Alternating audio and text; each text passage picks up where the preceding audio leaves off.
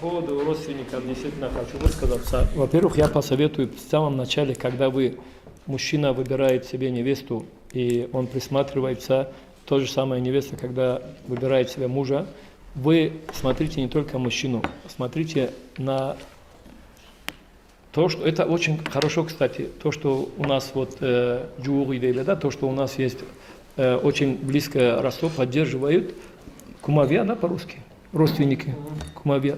Получается, ну, родственники мужа и родственники жены поддерживают отношения. То есть вы выбираете для своих родителей людей, с которыми они должны будут поддерживать тесные отношения. Тесные, уважительные, хорошие отношения. И если вы изначально выбираете так, что эти люди уже поругались до того, как вы еще поженились, наговорили друг друга все, что можно, какое тепло может быть потом? Поэтому изначально, когда вам родители говорят, мы с этой семьей не сможем ужиться, прислушивайтесь к этому. Конечно, если они вам не запрещают выходить за верующего или жениться на верующего, в этом случае вы можете ослушаться. И то не грубой форме, а просто сказать, я хочу жениться, и я буду жениться однозначно на верующей девушке, или же выйду замуж за верующего человека, в этом вы можете ослушаться. Во всем остальном вы должны советоваться, чтобы ваши родители тоже могли поддерживать теплые, хорошие отношения с родственниками вашего мужа или вашей жены. Первое. Второе. После того, как вы уже поженились, во-первых, конечно, мудрость должна быть у родителей.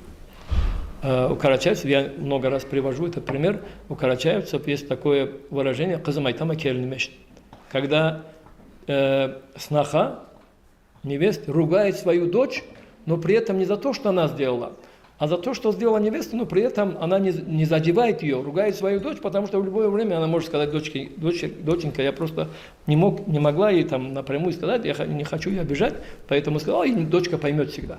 Но если напрямую начинает ругать невесту, начинаются недовольства и так далее. Во-первых, это мудрость должна быть у родителей мужа, потому что здесь имеется в виду именно мы имеем в виду родителей мужа, когда невестка в этом доме должна ужиться. Невесте тоже то же самое. Качать права, стоять перед свекровью или свекром и говорить, я это тебе не обязана, я это тебе не должна, в исламе я не так и так далее, это все только испортит отношения, ничего другого это вам не даст.